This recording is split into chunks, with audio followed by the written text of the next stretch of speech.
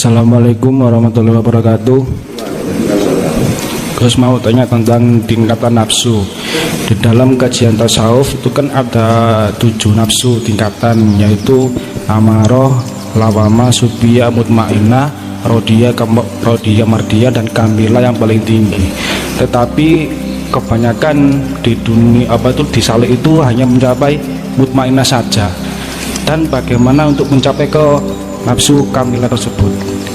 Apa bedanya nafsu mutmainnah kan disebut dengan nafsu yang tenang, dan apa bedanya dengan nafsu kamilah? Apa sama-sama tenang juga, Gus?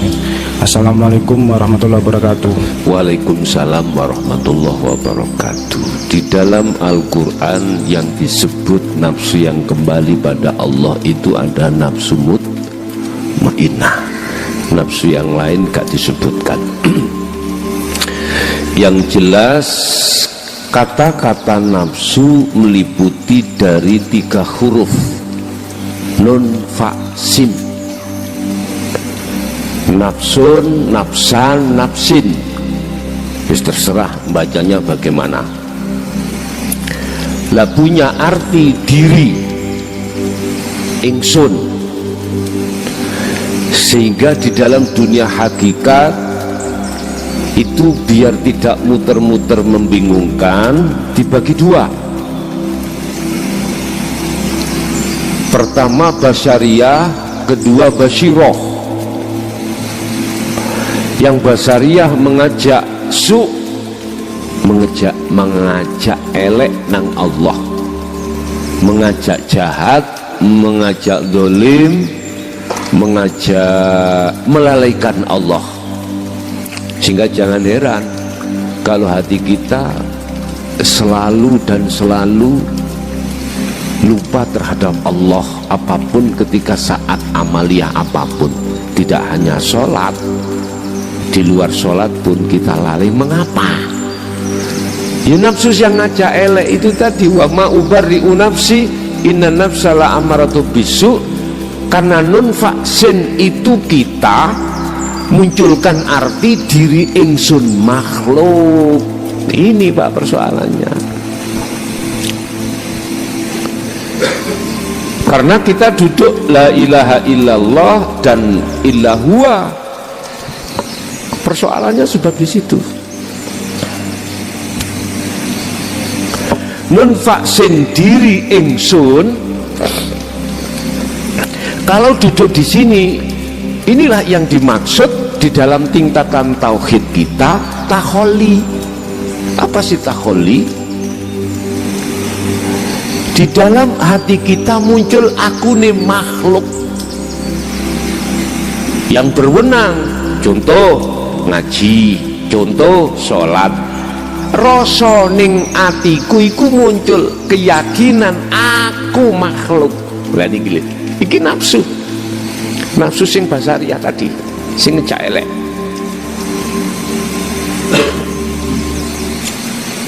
Jadi kita kalau sudah masuk di ranah hakikat, biar tidak bingung, kita sudah tidak muter-muter membahas satu persatu daripada 7 nafsu tadi yang jenengan sampaikan. Jadi dikelompokkan 2, satu basariah yang ini mengajak daripada melalaikan Allah. Makanya tak urai nun faksin artinya adalah diri. Diri siapa? Larinya kemana? Kalau kita masih ada di illallah dan illahua, ya takholi Pak, pasti itu. Pasti muncul keakuan dalam hati kita. Imannya itu rasa hamba. Contoh kados kula ngaji ngeten iki. Duduk di takholi, ya jelas hatiku yakin yang menyampaikan ini saya makhluk. Imanku ada di situ, Pak. Imanku ada di sini. Lah, ketika saat imanku ada di sini, maka Allah perintahkan yakfur bitaghut wa yu'min billah. Bahasa tauhid muncullah nama yang namanya tahalli. tadilah takholi ya. Tahali, apa itu tahali? Proses pembersihan akunya makhluk tadi. Tadi saya melihat di luar diri saya, lho sapa sing ngrebono gedang iki? Wis jelas ketok makhluke arek cilik numpak ya roboh. Yo arek cilik kuwi. Keyakinan hati saya itu ada di takholi makhluk itu. Ini nafsu. Nafsu yang bisu ngajak lali nang Allah, ngajak lali, melalekni Allah, melalaikan Allah, akhirnya beriman terhadap makhluk. Simple saja. Itu yang pertama. Yang kedua, di dalam ajaran tauhid la ilaha illa anta dan ana, inilah yang menyeret ruh supaya beriman semuanya itu Allah. Bener Pak, tetap muncul non vaksin, disebut nafsu diri, jangan nafsu yang bisu tadi. Inilah dalam Quran dikatakan illa rohima rabbi, nafsu yang dirahmati, nafsu yang dirahmati. Diri siapa? Kalau jenengan sudah merajut di dalam la ilaha illa anta lewat dikiri sirul asrar, otomatis sampai ke la ilaha illa ana, zikirnya adalah fana'u dzikri, otomatis niki sing dimaksud aku Allah, aku diri. Iku lah nafsu tuh Pak. Nafsu lah bahasa Arab sih, bahasa Arab niku. Kalau artinya, kalau kita artikan Indonesia diri, orang Jawa ingsun. Kan ingsun sapa dalam hati imanmu? Ingsun Allah, itu yang benar. Sehingga inilah yang dimaksud jiwa yang tenang. Mengapa di situ tidak disebut atau yang dibahas sing kamilah tadi? Kok mutmainnah? Mengapa di situ?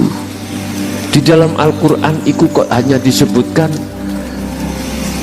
jiwa yang tenang, mutmainnah. Mutmainnah itu tenang, Pak. Maknanya itu tenang, damai. Mengapa dia bisa damai? Jiwa itu atau nafsu itu karena dia mau melakukan perjalanan menuju dan bertemu Allah dan tahu jalannya. Buatin kesasar, kata sekolah wow loh, damai Pak. Karena sudah sering kesini saya. Coba jenengan sing lagi pertama bingung. Nanti ya dalani nangani musola apa nih? Musola pinggir kuburan, ya. Sering Pak jamaah tanya saya di YouTube, di WA itu, mintrang musola pundi Gus? Wis pokoke golek ana makom kuburan. Ya niku. Loh. Pokoke niku sampean golek kula mboten semrap musola nomor semrap. Pokoknya sampean tanya aja mana musola yang dekat kuburan, karena yang masuk musola itu semuanya mau mengkubur keakuannya hamba. Pas ya niki pas pun kholwat di sini penak di sini. Pun karena dia sudah tahu jalannya ke sini, sudah damai, wis gak bingung, hati wis gak ganjel, kesasar, ndak ada Pak, karena sudah sering ke sini. Itu mutmainnah. Kita di dalam rumah tangga Pak, di dunia ini kadangkala Pak nyun sewu Bu Pak, dihadapkan kondisi yang tidak ada kondisi kekurangan lah, ngerti nggih? Tidak selamanya lah kita dihadapkan kondisi yang berlebihan atau cukup, enggak selamanya. Pasti suatu saat dihadapkan tidak ada kekurangan. Bagi jenengan yang disebut sebagai mutmainnah, jiwa yang tenang, jenengan kan sudah tahu semuanya Allah. Jenengan tidak akan gelisah, khawatir. Justru ketidakgelisahan, kekhawatiran, ketidakkhawatir sampean ikulah sikap akhlak, etika pada Allah. Allah tidak tinggal diam. Gak mungkin terus jenengan dibiarkan seperti itu terus, gak mungkin. Bapak Ibu, sebab ayatnya di belakang Allah katakan fadkhuli fi ibadi, tak masukkan kau di dalam golongan hambaku, golongan hamba yang bagaimana wadkhuli jan, artinya jannati, masuk di dalam golongan, di dalam rahmatku. Tenang. Jadi kalau sudah masuk di dalam hakikat, sudah tidak ada pretelan-pretelan nama nafsu. Berapa tadi jumlahnya? 7 ya. Kalau di dunia Thariqah itu masih dibahas, Pak, masih dibahas. Kalau di dalam dunia hakikat cuma 2, apa? Basariyah dengan basiroh, takholi dengan tajali, dengan maksud sampai iki cek mboten muter-muter. Mungkin kalau diperbolehkan saya jawab kamil di situ adalah ketika saat jenengan sudah sampai di makom jam'i, itulah yang mungkin jenengan maksud tadi. Makom di mana coron jenengan tujuan sudah mentok di sini, sudah sampai pada tujuan ini. Kalau kita bicara bis sing dibuat ngompreng itu Pak ya, dibuat ngangkut, misalkan Bungurase Yogyo, berarti mentoke di Yogja, sudah sempurna di situ. Dan inilah mungkin yang kami sebut sebagai tajalli mutlak, itu di situ. Artinya setiap akmaliyah jenengan kali kula ya, itu selalu makrifat pada Allah. Tidak di sini menang dengan nafsu, di sana kalah dengan nafsu, enggak. Kan posisi kita kan mengalami proses dulu tuh Pak, proses fana proses musyahadatul fana ya, kemudian musyahadatul kamil, kemudian musyahadatul baqo. Proses di mana kita itu cara kemakrifatannya dari yang sempurna, keakuan Allah, kemakrifatan Allah dari yang sempurna. Dalam jenjang waktu, durasi 1 hari 1 malam, kita masih sering lalai Allah, sekalipun di situ sedikit sekali makrifat pada Allah. Nanti jenjang kedua berikutnya kebalikannya, dalam durasi 24 jam setiap hari kita lebih banyak makrifatnya pada Allah daripada lalainya. Setelah itu jenjang yang terakhir, yaitu di makom maksum atau makom baqo. Di sini kita sudah durasi 24 jam, tidak 1 detik pun hati lalai pada Allah, berarti selalu makrifat. Inilah yang dimaksud di dalam makalah Syekh Ibnu Athaillah di hikam itu, tidak akan menjadi buah yang bermanfaat bila mana satu amal tidak didasari makrifat pada Allah. Jangan kau anggap sedikit satu amaliyah manakala didasari dengan makrifat Allah, justru ini lebih besar daripada besarnya amaliyah apapun tapi tidak didasari makrifat pada Allah. Bingung Pak nek gak sampeyan trimo ning iman.